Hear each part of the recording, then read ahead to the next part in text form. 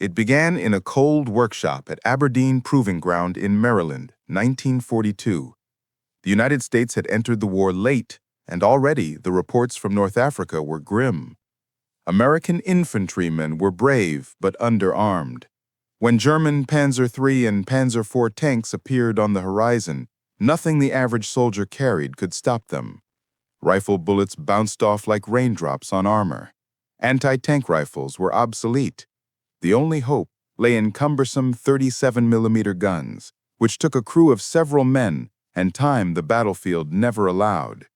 Infantry were being crushed beneath steel, and morale was cracking. In that crisis, two men decided to gamble on something radical. A weapon so small, so light, it could be carried by one soldier, yet powerful enough to kill a tank. They were Lieutenant Colonel Leslie Skinner, an ordnance officer, and Edward Ull, a young engineer with a mind for impossible problems. One day, while sorting through scrap metal, Ull found a piece of steel tubing roughly 5 feet long. He held it up and said, "If only I could find a way to shoot a rocket from this." Skinner looked at him and replied, "Then let's do it." That afternoon, history began to change. They started with a rocket, a 2.36-inch diameter tube packed with explosives and fitted with a shaped charge designed to focus its blast into a narrow jet capable of melting armor. It was crude, dangerous, and unpredictable. The first tests were done with makeshift sights and wires. The launch tube was open at both ends, one for the rocket, one for the backblast. The first prototype nearly burned Ull's hands off. But it worked. The rocket left the tube, flew straight, and punched through an old tank plate. Skinner reportedly turned to Ull and said, "That's the sound of infantry being free again." The concept was revolutionary. A lightweight, shoulder-fired anti-tank rocket launcher that required only 2 men to operate, a gunner and a loader. The weapon was officially designated the M1 rocket launcher, but the soldiers quickly gave it another name. During a demonstration to visiting generals, someone remarked that it looked like the strange homemade trombone used by radio comedian Bob Burns, known as the bazooka. The name stuck. From that moment, it was no longer just a weapon. It was the bazooka. Production began immediately, even before perfection. Factories across America, from Detroit to Hartford, retooled their lines overnight. The design was simple: a hollow steel tube, a trigger circuit powered by 2 dry cell batteries, and a shoulder rest. It fired a rocket weighing about 3.5 pounds, which could travel nearly 100 yards and penetrate more than 3 inches of armor. That might not sound like much, but on the battlefields of 1943, it was enough to crack open any German tank from the side or rear. For the first time, the American infantryman had a weapon that could stare down armor and win. The first units were shipped to North Africa in late 1942 during Operation Torch. In the dusty battlefields near Tunisia, soldiers of the 1st Infantry Division used the new weapon against German half-tracks and machine gun nests. The results were immediate and terrifying. The rockets left a trail of smoke and struck with a flash of molten fire. It was like holding lightning, one soldier wrote in a letter home. You'd aim, fire, and the world just blew open. But the real test came in Sicily, July 1943. American infantry landed under heavy resistance, facing entrenched German armor. The bazookas were unproven in large-scale combat. 2-man teams crawled through olive groves and rubble, waiting for tanks to pass. When a Panzer IV rolled by, a gunner named Corporal Joe Palmer of the 3rd Infantry aimed at the tank's side armor from 60 yards. The rocket hit, and to the astonishment of everyone watching, the Panzer stopped cold, smoke pouring from its hatches. The whole platoon froze, Palmer recalled. We didn't cheer, we just stared. We'd done something nobody thought possible. Within months, the bazooka became legend. Soldiers learned to trust it, to treat it as an equalizer. 2 men, crouched together, could do what once required artillery. The loader carried a pack of rockets strapped to his back like a quiver. The gunner carried the launcher, worn from smoke and heat. They moved like shadows, always in pairs, always relying on one another. If the loader hesitated, the gunner was dead. If the gunner missed, they both were. Their survival depended on rhythm. Load, fire, move. The weapon wasn't perfect. Its backblast gave away their position, its rockets sometimes misfired, and it required bravery of the highest order because it was most effective at short range, often less than 75 yards. But to the men who used it, those flaws didn't matter. It gave them something priceless, the power to fight back. By late 1943, the M9A1 bazooka, an improved version with better sights and collapsible tube, entered service. It could be broken down into two halves for easier transport and used a refined electric trigger instead of fragile batteries. Training manuals spread across the Army, and soon every infantry company had dedicated two-man bazooka teams. Instructors taught soldiers to aim at the sides of tanks, to use cover, and to hold their fire until they could see the tracks. "Wait until you can smell the engine," one sergeant warned. "Then you can kill it."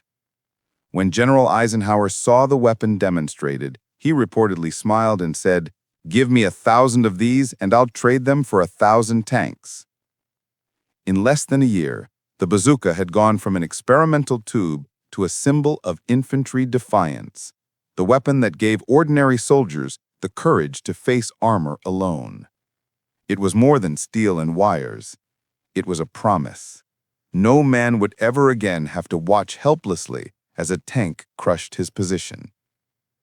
And soon, on the fields of Normandy and in the snow of Bastogne, two-man teams armed with these tubes of thunder would prove that promise true, holding their ground against steel beasts that once seemed invincible, and changing forever how war would be fought by men on foot. The first time an M10 Wolverine fired from ambush in Normandy, the German crews never even saw the muzzle flash. All they heard was a distant crack. Sharp, clean, almost unimpressive, followed half a second later by the metallic scream of a shell punching through armor.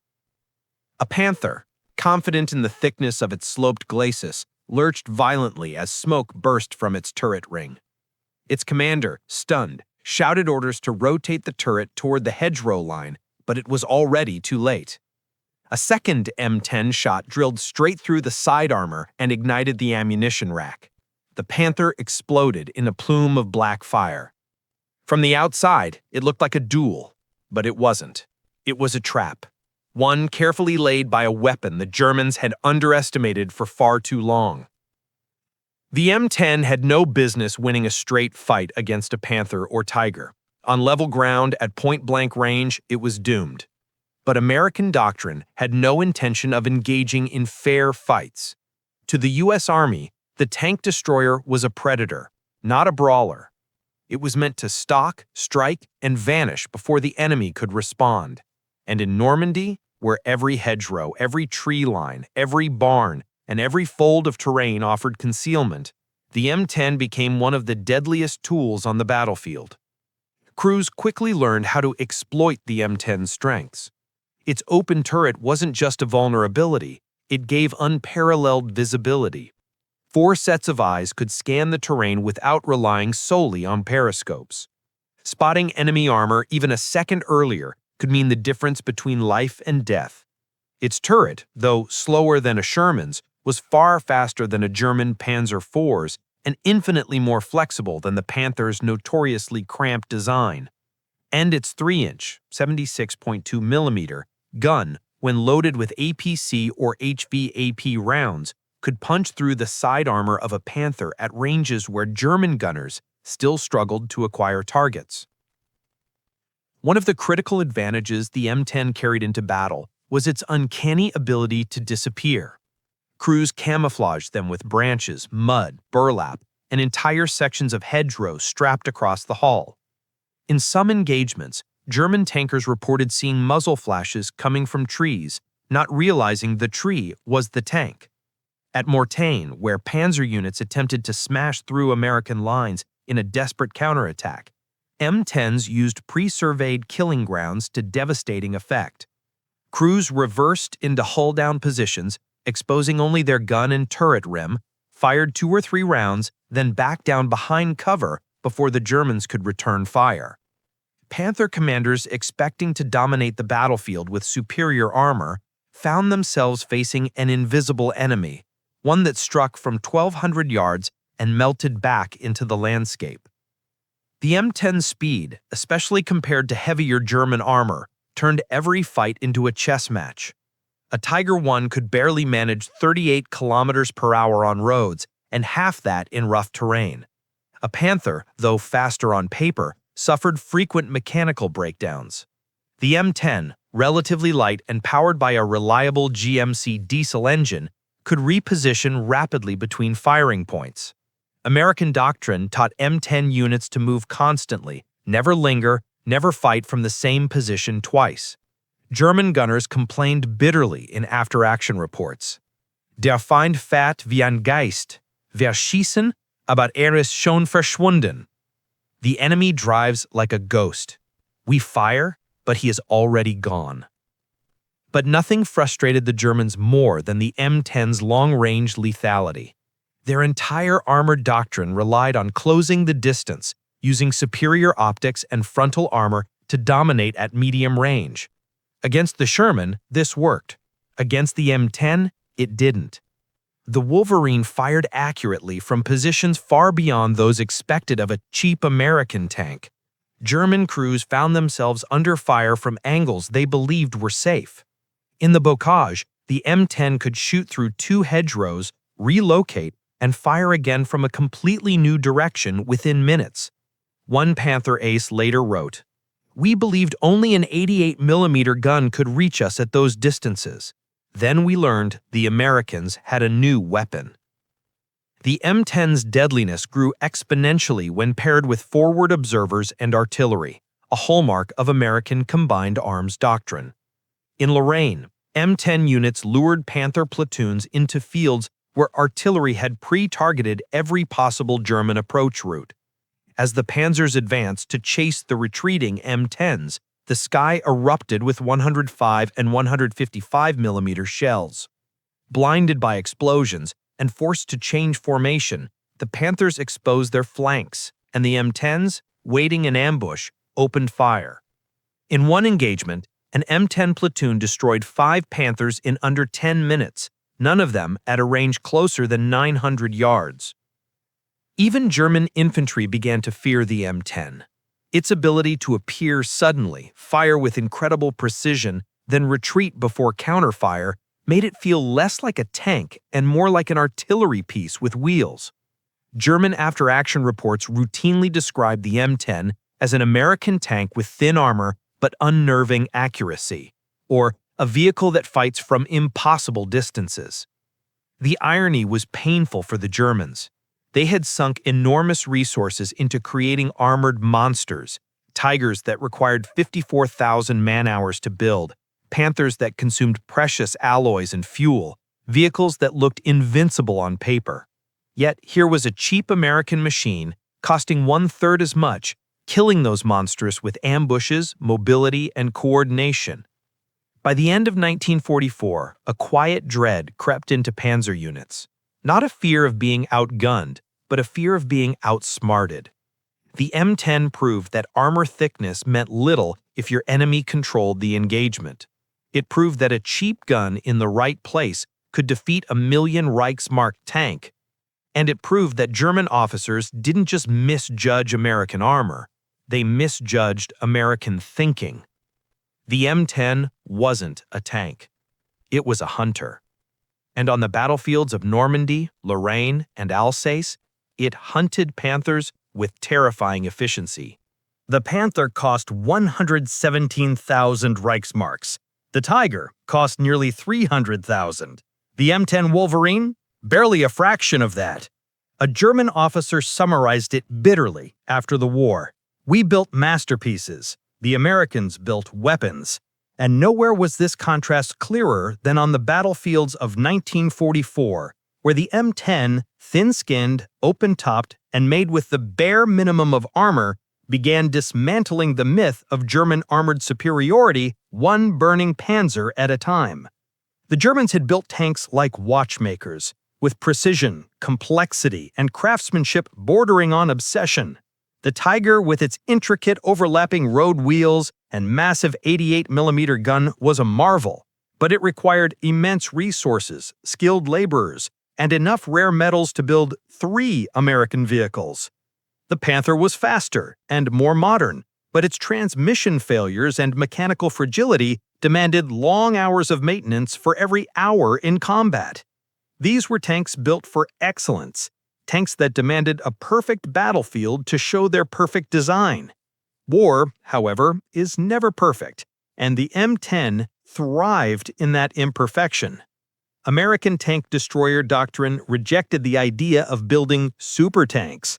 Instead, the M10 was designed to be the exact opposite of a Tiger: simple, cheap, flexible, and replaceable. Lose one, and another rolled in. Break one, and mechanics fixed it in the field within hours. Americans didn't need a tank that cost 3 times as much. They needed a weapon that could be built by the thousands, shipped across oceans, and adapted to dozens of roles. The M10 was exactly that. Where German tanks relied on armor to survive, the M10 relied on not being hit at all. And this changed everything. Crews didn't fight like tankers. They fought like hunters. They positioned the vehicle in ambush spots, often at angles that nullified German armor entirely. The 3-inch gun fired from concealed positions, exploiting terrain in ways German doctrine never accounted for. The Germans expected frontal engagements. The M10 refused to give them one. In Italy, during an engagement near the Liri Valley, a Panther platoon rolled confidently down a terraced hillside, expecting to cut through American armor as they had dozens of times before. Instead, the first Panther erupted in flame from a hit that punched clean through its lower side armor. The second Panther reversed too late. Another round smashed into its turret ring. The surviving German officers demanded to know what type of American tank had destroyed 2 Panzers so quickly. The answer stunned them. Not a tank, an M10. What made the M10 truly terrifying to German crews was not just its firepower, it was its ability to hit them before they even realized they were in danger. Unlike German guns, which were optimized for medium-range duels, the M10's crews trained for long-range precision fire. The Wolverine's gun, when properly sighted, could reach out across fields, through hedgerows, or down narrow village streets with lethal accuracy. German commanders were used to identifying American positions visually before committing to an attack, but M10s denied them that luxury. One Panzer commander described the first time he faced an M10 in Normandy. "We saw nothing, we heard nothing, only the explosion when the lead tank died." Then there was speed. The M10, lighter than any German heavy tank, repositioned rapidly, often shifting angles before the Germans could traverse their turrets. Panzer crews saddled with a notoriously slow traverse rate struggled to track M10s that fired once, then reversed behind cover to reappear seconds later at an entirely different angle.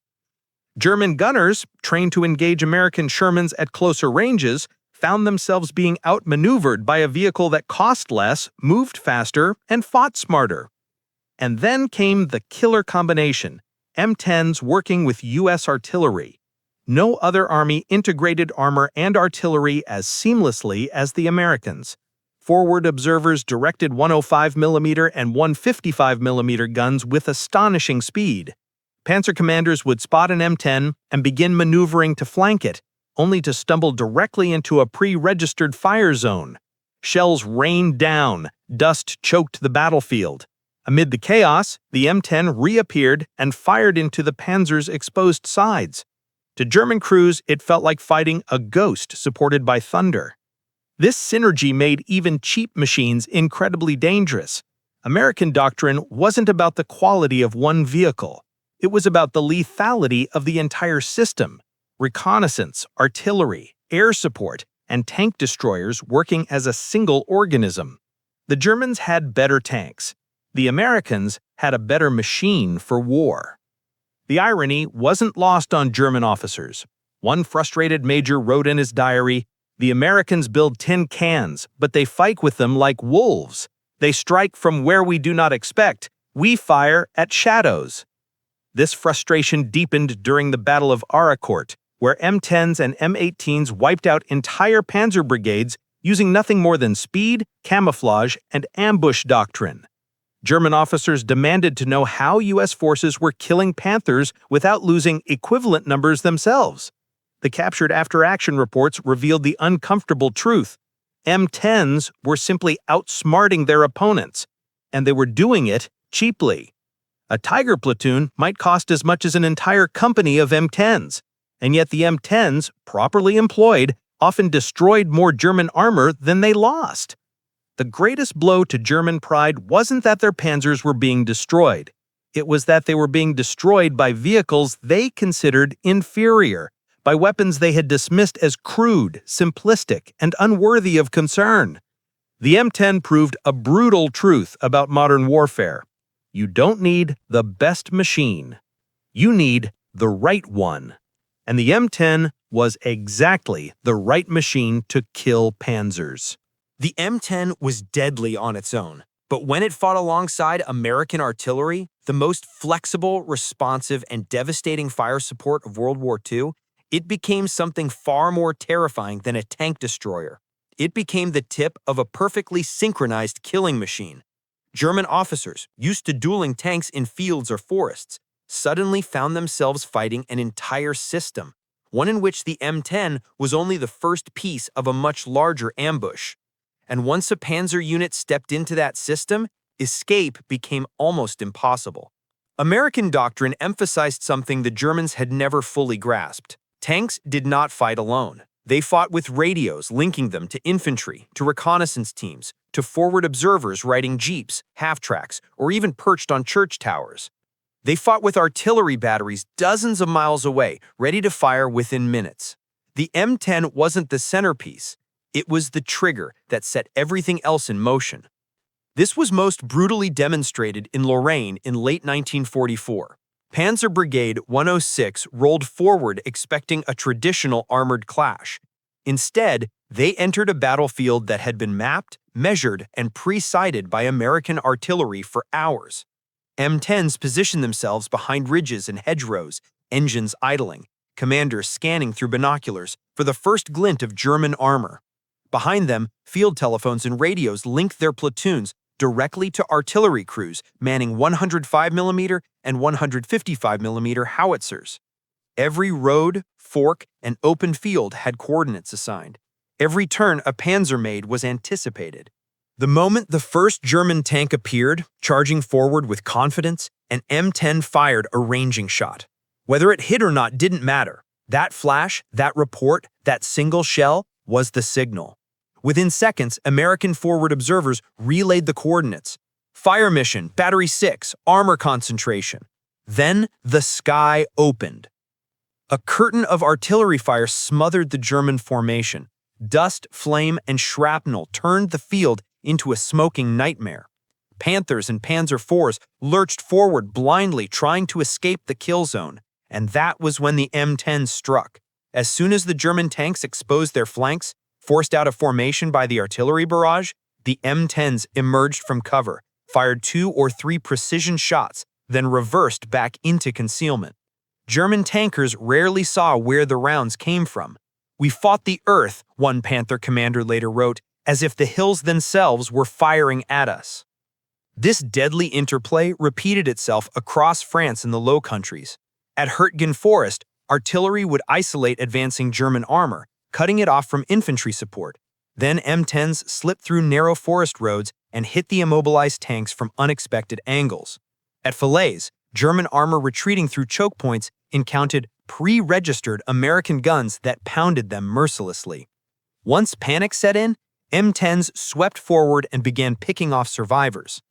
Coordination between artillery and tank destroyers became so effective that many German units believed the Americans had significantly more armored forces than they actually did. Wehrmacht intelligence summaries written during Operation Cobra noted, "The Americans field an unusually high number of tanks capable of extreme long-range accuracy." They were wrong. The U.S. was not deploying more tanks. They were deploying more integration. German tank commanders had been trained to fight one enemy at a time, a Soviet T-34, a British Firefly, an American Sherman. They were not prepared to fight a web of enemies acting as one, an M10 on the ridge, a spotter in the trees, a battery of howitzers 6 miles away, and air reconnaissance circling overhead. When one engaged, all engaged. When one fired, all fired. The most chilling example came during the Battle of Ericourt. Fog hung low across the French countryside. German Panthers advanced thinking the weather gave them the advantage, but American observers on nearby ridges tracked every movement with sound raging and map plotting. When the fog lifted for a brief window, the U.S. unleashed one of the most coordinated ambushes of the entire war. Artillery smashed into the vanguard. M10s moved into crossfire positions. Air support strafed retreating vehicles. In 2 days, the Americans destroyed over 30 German tanks with barely any losses of their own. Not because the M10 was invincible, not because it was better engineered, but because it was part of a system the Germans hadn't even realized they were fighting against. And that was the M10's greatest secret. It didn't win by overpowering the Tiger or Panther. It won by overwhelming them through teamwork, timing, communication, and carefully orchestrated violence. To German tank crews, it seemed impossible. How could a cheap American thin-skinned vehicle destroy their best armor? How could something that cost a fraction of a Tiger kill one at long range? The answer, one learned too late, was that the M10 was never meant to duel the Tiger head-on. It was built to fight with the entire weight of American firepower behind it, turning every battlefield into a trap. A German officer captured near Aachen put it bluntly, "We did not lose to your tanks, we lost to your cooperation." The M10 wasn't a miracle machine. It wasn't even a great tank. But in the hands of an army that mastered coordination, it became something far more dangerous than the Germans expected. A cheap weapon that fought like an army all by itself. The M10 Wolverine never inspired awe the way the Tiger did. It never carried the prestige of the Panther, the iconic silhouette of the Sherman, or the sleek speed of the Hellcat. In museums today, it often sits quietly in corners, overshadowed by more glamorous giants of the war. It has no imposing armor, no monstrous gun, no legendary duels immortalized in documentaries. And yet, for the German officers who faced it, the M10 became something far more unsettling than a battlefield icon. It became proof that their philosophy of mechanized warfare was collapsing. What terrified the Germans was not the M10's raw power, because it didn't have much. It wasn't the armor, because it barely had any. It wasn't even the cost, though the fact that America could build 3 M10s for every one Tiger was a humiliation in itself. What terrified them was something much deeper. The M10 proved that Germany could no longer define the terms of armored warfare. For years, German armor doctrine dominated Europe. The Blitzkrieg shattered armies from Poland to France.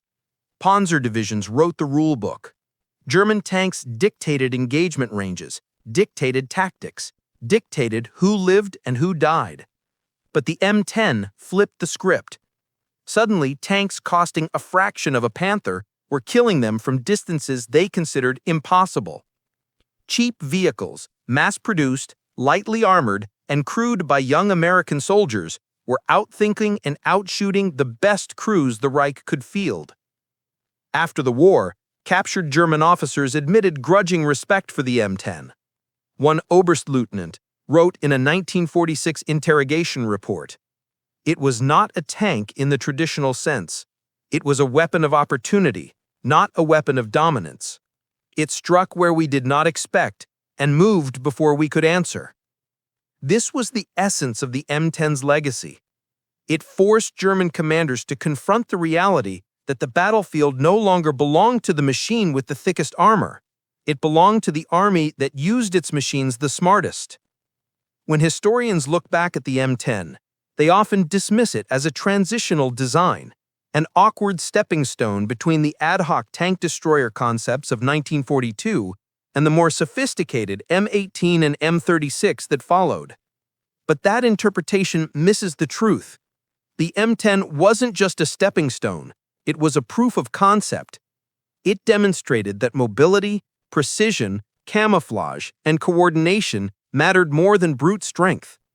It showed that a tank's value wasn't measured in millimeters of armor, but in how effectively it worked within an integrated system. That is the M10's true legacy. It didn't change the war by itself. It changed the way war was fought. This change rippled outward.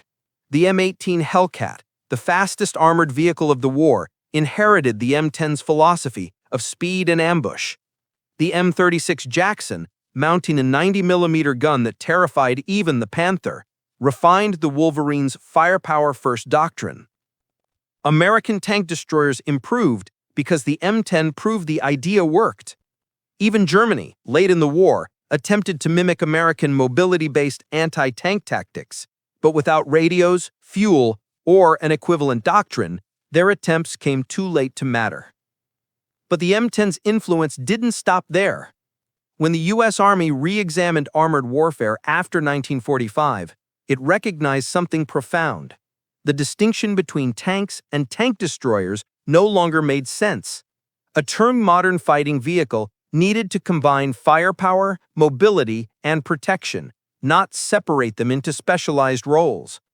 That thinking led directly to the concept of the main battle tank, the machine that replaced both tanks and tank destroyers. And that evolution, through the Pershing, the Patton series, and ultimately the M60 and M1 Abrams, traces its roots back to the lessons learned from the M10. The Germans, too, recognized the shift. Their post-war advisors working with NATO wrote extensively about how American tank destroyer doctrine had blindsided them.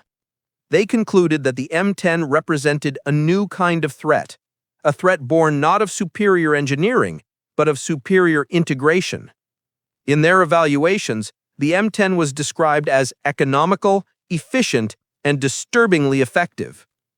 But perhaps the clearest testament to the M10's legacy came not from officers or historians, but from the men who served inside it. Veterans remembered the Wolverine with a mix of fear and pride. They hated the open turret that exposed them to artillery. They cursed the thin armor that made every German shell feel like a coin toss. But they loved its gun. They loved its speed. They loved the way it could slip into a firing position, unleash devastation, and sprint away before the Germans could return fire. Many remembered it simply as the ambush machine. One M10 commander from the 823rd Tank Destroyer Battalion put it this way: "It wasn't pretty, it wasn't safe, but it did exactly what it was built to do, and it did it better than the Germans ever expected." That is the quiet, enduring power of the M10. It didn't win the war with brute strength. It won by refusing to fight the way the Germans wanted. It won by being cheap, fast, accurate, and everywhere at once.